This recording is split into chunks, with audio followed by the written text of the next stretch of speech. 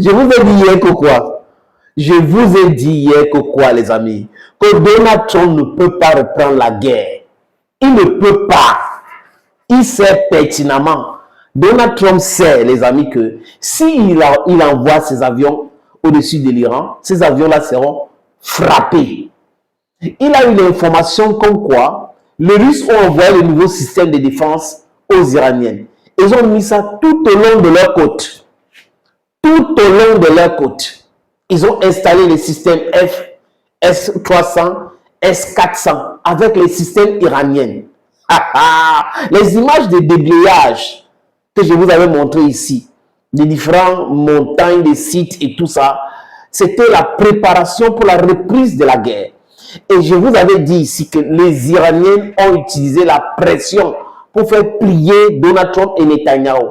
C'est la raison pour laquelle Netanyahou a arrêté ce bombardement sauvage contre le Liban. Parce que l'Iran avait dit, si il n'arrête pas ces bombardements, nous allons reprendre nos bombardements contre Israël. Et M. Trump était obligé de donner de l'ordre, donc d'humilier Netanyahou à Mondovision. Je vous demande d'arrêter les bombardements. Et il y a un cessez-le-feu. Il avait ordonné. C'est vrai que c'est violé aujourd'hui de temps en temps par Netanyahou. C'est toujours comme ça qu'il procède. Mais les Iraniens ont beaucoup de leviers.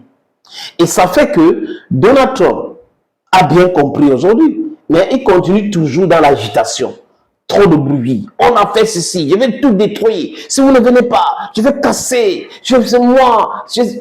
Non, non, non, non, non.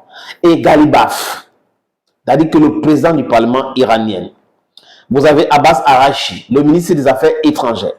Vous avez le ministre de la Justice iranienne. Lui, il était un peu silencieux, mais il a déjà commencé à parler.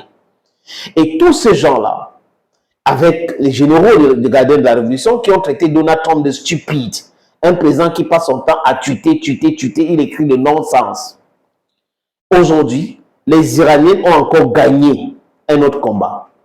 Les Iraniens disent que le cessez-le-feu s'est terminé depuis mardi soir, mardi minuit. Donald Trump vient déclarer que il a prolongé le cessez-le-feu avec l'Iran jusqu'à nouvel ordre. Il explique que jusqu'à ce que les négociations prennent fin, il a cessé le feu. Donc en fait, Donald Trump ne veut plus faire la guerre. Parce que quand vous menacez quelqu'un, vous dites, si vous ne faites pas ce que j'ai demandé là, vous ne signez pas cet accord-là, vous ne capitulez pas, je vais vous bombarder. Je vais détruire les ponts. Je vais détruire les hôpitaux. J'ajoute pour moi, parce qu'en détruisant les ponts, c'est empêcher les gens d'aller à l'hôpital. S'ils veulent traverser le pont pour aller à l'hôpital, je vais tout faire. Je vais mettre votre pays à genoux. Je vais larguer des tonnes et des tonnes de bombes. Tout le monde sait que c'est le bluff. Tout le monde sait que les Américains n'ont pas assez de munitions. Tout le monde sait.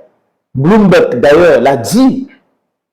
New York Times l'a dit. Un journal très, très sérieux du point de vue des Occidentaux et aux États-Unis.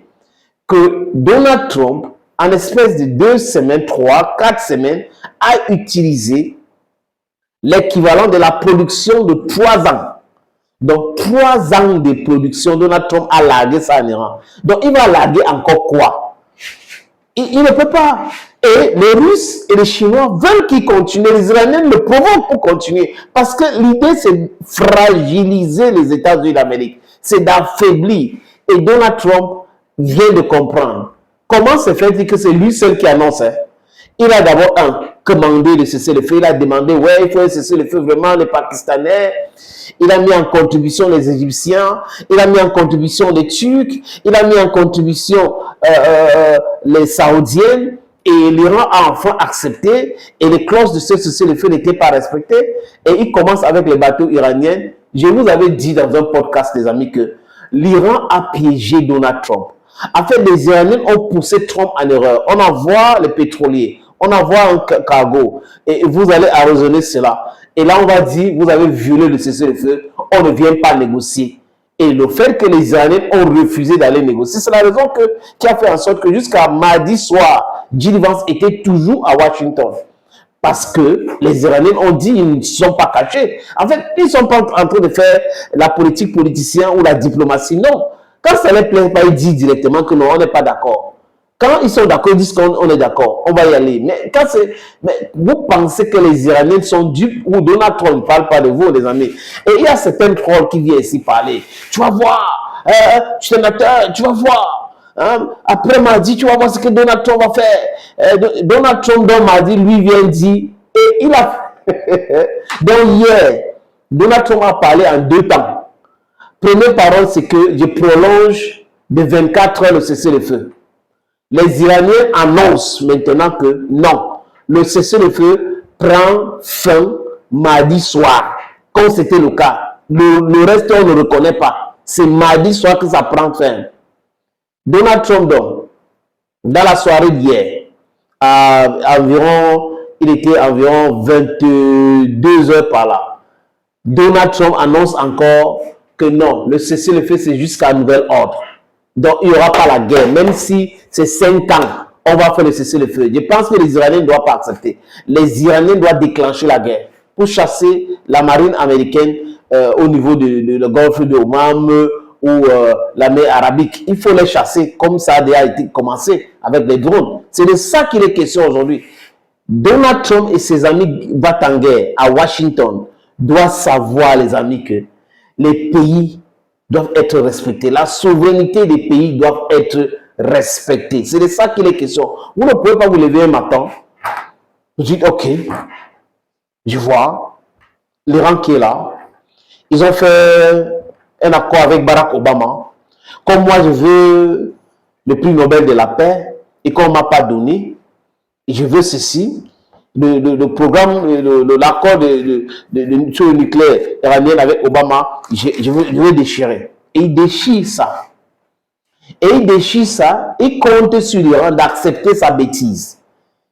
Il ne savait pas que quand il avait fait ça lors de son premier mandat, les Iraniens avaient déjà commencé que la guerre va arriver. Ils ont commencé à se préparer rapidement. Donc, depuis 47 ans, ils se préparent. Mais ils ont accéléré les préparations. Et les armes chinoises, les armes nord-coréennes, les armes russes, parce que la Russie les aide beaucoup, vraiment, met en mal les États-Unis d'Amérique. J'ai écouté le président brésilien Lula da Silva qui parlait de l'agression du Conseil de sécurité des Nations Unies, qui ne sert absolument à rien aujourd'hui, parce qu'on a un Trump qui peut décider de frapper qui il veut, et business as usual. Vous voyez les amis, Trump est en train de tromper Donald. Et voilà que Donald Trump aujourd'hui se trouve dans une situation très difficile. Boubier iranienne. Tantôt, je vais vous bombarder, j'irai jusqu'au bout, vous allez voir ce que je vais faire. Tantôt, je prolonge le cessez-le-feu de 24 heures. Tantôt, il y a cessez-le-feu jusqu'à nouvel ordre. Donc, vraiment, il y a cessez-le-feu jusqu'à nouvel ordre. Donald Trump est devenu fou. Ouais, alors ça va.